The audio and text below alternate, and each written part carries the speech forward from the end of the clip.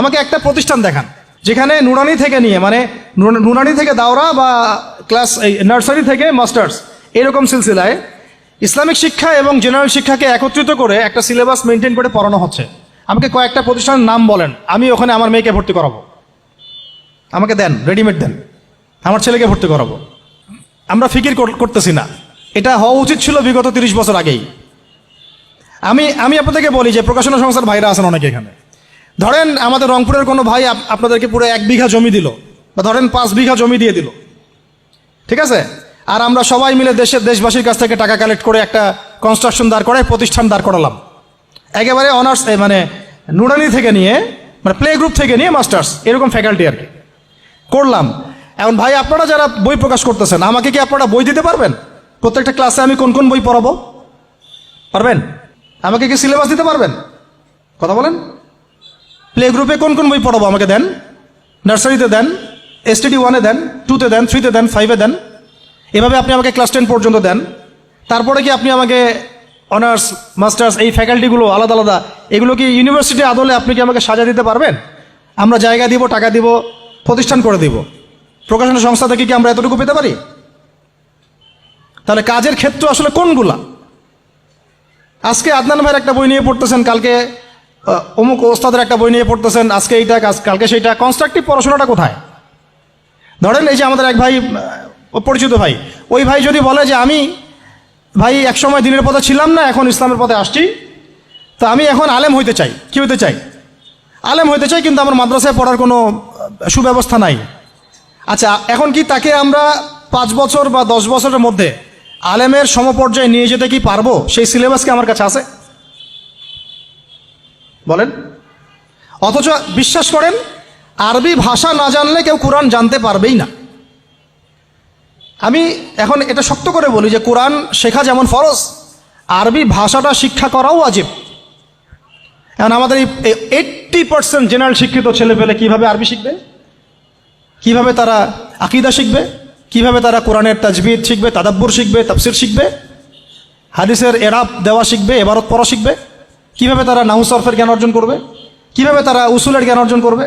কিভাবেই বা তারা বড় বড় ধরেন ফেকা শাস্ত্রের জ্ঞান, তারপরে এদিকে উসুলে হাদিসের জ্ঞান, তাফসিরের জ্ঞান, আরও বড় বড় ফ্যাকাল্টিগুলো, কিভাবে তারা বড় পর্যায়ের আলেম হবে? আমাকে বলেন। প্রোডাক্ট দেন, প্রোডাক্ট, এবং এমন এমন আলেমের প্রোডাক্ট যে আলেমরা সারা ওয়ার্ল্ডকে ডিল করতে পারে, মানে ইন্টারন্যাশনাল স্কলার। এখান থেকে যাবে ইউকেতে গিয়ে দাওয়াতি কাজ করে আসবে, অস্ট্রেলিয়ায় গিয়ে দাওয়াতি কাজ করে আসবে, মালয়েশিয়ায় গিয়ে দাওয়াতি কাজ করে আসবে। আন্তর্জাতিক মানের আলেম আমরা কি জেনারেল শিক্ষিত ব্যাকগ্রাউন্ড থেকে তৈরি করতে পারবো? পারছি কি? আর আপনারা আমাকে বলেন তো ভাই, যে কত % মানুষ জেনারেল শিক্ষিত আর কত % মানুষ মাদ্রাসায় শিক্ষিত? কাদের পরিসংখ্যানটা বেশি? তারা কি, তাদের কোনো অবদান রাখার কোনো সুযোগ নাই? এখন যদি এই ক্লাসিক্যাল পড়াশোনা না হয়, ইলমের এই গভীরতায় না যায়, এবং বড় বড় ওলামায়ে কেরামদের সোহবতে তারা না আসে, তাহলে কিভাবে তারা বিশুদ্ধ ইসলাম শিখবে আর প্রচার করবে আর প্রতিষ্ঠা করবে? তো প্রশ্ন কিছু করে গেলাম। আজকে প্রশ্নগুলো রেখে যাচ্ছে এই কারণে যে এগুলো নিয়ে আপনারা ভাববেন, যে আপনারা আমাকে একটা ইসলামিক ইউনিভার্সিটি করার মতো বইপত্র আমাকে বানায় দেন না। দায়িত্ব নেন কেউ, আপনারা সবাই মিলে দায়িত্ব নেন। আমি এখানে একটা স্কুল আছে আমাদের ছোট্ট, তহাজিন নুরাইন ইসলামিক স্কুল। এই স্কুল আমরা করেছি প্লে, নার্সারি, কেজি 1, 2, 3, 4, 5 এতটুকু। ট্রাইলিঙ্গুয়াল, মানে Bangla medium, English version, medium না, ইংলিশ ভার্সন আর অ্যারাবিক। এই সিলেবাসটুকু করতে, এই 8টা ক্লাসের সিলেবাস করতে আমাকে 7 দিন 8 দিন একেবারে বাংলা বাজার ঘাটাঘাটি করে, ওই আমরা আগে তো ইংলিশ মিডিয়ামে পড়াশোনা করতাম, ওই অক্সফোর্ডের বই ঘাটাঘাটি করো, ব্রিটিশ কাউন্সিলের বই ঘাটাঘাটি করো, তারপরে ওদের ম্যাথামেটিক্স, ওদের সায়েন্স, আবার এই মাদ্রাসার অ্যারাবিক, আবার এই সরকারি কারিকুলামের বই, এগুলো ঘাটতে ঘাটতে ঘাটতে একটা সিলেবাস আমরা দাঁড় করাতে পারছি। মাত্র 5টা ক্লাস পড়তে পারবে। এরপরে এটা করতে গিয়ে যে দেখলাম যে আসলে এগুলোর যে এত ঘাটতি আছে বাজারে, রেডিমেড কোনো প্রোডাক্ট এগুলোর নাই। থেকে ঘুরে ফিরে কি সেই আমরা একই জিনিসই চর্চা করতে থাকবো, নাকি আমরা একটু বহির্বিশ্বে যেভাবে দিন প্রচার হচ্ছে এই মান দিতে পারি? এটা আমাদের উচিত না করার কাজটা? হ্যাঁ, এটা তো আমাদের হাতে রাষ্ট্রীয় ক্ষমতা নাই, থাকলে না হয় উপরের লেভেল থেকে এগুলো করা যায়, খুব সহজ। বরং উপরের লেভেলে যারা আছেন তারা তো আরও ট্রান্সজেন্ডার ঢুকাচ্ছেন, আপনারা তো এলজিবিটি ঢুকাচ্ছেন। তাহলে এই কাজগুলো কাদের করতে হবে? তাহলে বেসরকারিভাবে করতে হবে। এখন আমরা যারা বইকে ভালোবাসি, জ্ঞানকে ভালোবাসি, আল্লাহকে ভালোবাসি, রাসূলকে ভালোবাসি, চাই যে আমরা যা করছি আমাদের পরের প্রজন্মটা মানুষের মতো মানুষ হোক। কাজ কি কম না বেশি আমাদের বলেন? সেক্ষেত্রে কাজগুলো কিন্তু ওইভাবে হচ্ছে না ভাই। একটা বিষয়ের বই সবাই ছাপাচ্ছি, কেন? কি দরকার আছে?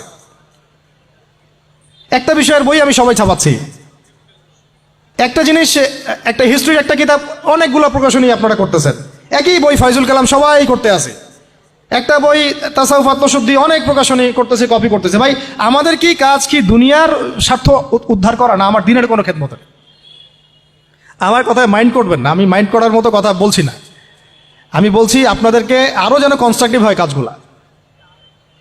মানে আপনাদের সাথে আমি বসবো ইনশাল্লাহ আবার আলাদা আলাদা করে, যে একটা আমাকে পুরো শিক্ষা ফর্মুলা আমাকে দিবেন, মানে প্রত্যেকটা ক্লাসের বই রেডি করে দিবেন, যাতে আমরা প্রতিষ্ঠান বানালেই একদম পুরা কমসে কম ক্লাস 1 থেকে 10 ঢেলে দিতে পারি, আমার পরিশ্রম করতে না হয়।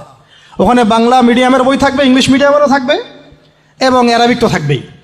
একটা গঠনমূলক সিলেবাস, যেটা পড়লে আমার ছেলে মাশাআল্লাহ হাফেজও হবে, এদিকে মাশাআল্লাহ সে ইংরেজিতেও দক্ষ হবে, সায়েন্সেও দক্ষ হবে। এক পর্যায়ে যখন সে এসএসসি পাস করবে, সে দেখবেন যে যার রাস্তা বেছে নিচ্ছে। বেজ আমি তাকে করে দিছি 10 পর্যন্ত। এখন সে ডক্টর হোক আর ইঞ্জিনিয়ার হোক, আর না হয় যদি আল্লাহর খলিফাই হয়, কোনো সমস্যা নেই। সমস্যা আছে? এটা দরকার ছিল ভাই, আরও 30 বছর আগেই দরকার ছিল। আমরা যেটা পাই নাই, এটা আমাদের আফসোস। আর এই জেনারেল ব্যাকগ্রাউন্ড থেকে এইরকম জায়গায় উঠে এসে এই যে এগুলো কথাগুলো বলা বা এই কাজগুলো করা, এগুলো সবাইকে হয়তো আল্লাহ পাক এভাবে কবুল নাও করতে পারে।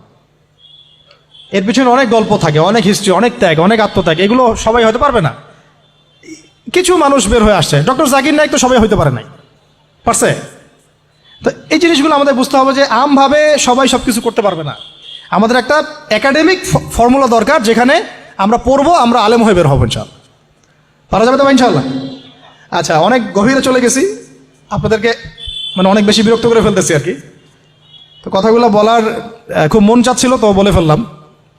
আর আমরা চাচ্ছি কথাগুলো সবার কাছে পৌঁছাক, যাতে করে অন্তত বিভাগীয় শহরগুলা, অন্তত ঢাকা, রংপুর, রাজশাহী, মানে বড় বড় শহর আমাদের, চট্টগ্রাম, কক্সবাজার ইত্যাদি ইত্যাদি বড় বড় শহরগুলোতে যদি একটা করে এরকম একটা করে প্রতিষ্ঠান থাকে, যেখানে আপনি পুরো জেনারেল শিক্ষা এবং ইসলামী শিক্ষা দুটোকে সমন্বয় করে এবং এই মানে দ্বিমুখী শিক্ষার মেরুকরণটাকে দূর করে একটা কনস্ট্রাকটিভ সিলেবাস দিতে পারেন, দেখবেন আজকে না হোক, আজকে থেকে 10 থেকে 15 বছর পরে আমাদের ছেলে মেয়েদের একটা প্রজন্ম আসবে, দেখবেন ইনশাআল্লাহ ওরা আমাদের চেয়ে অনেক ডিনামাইট হবে ইনশাআল্লাহ।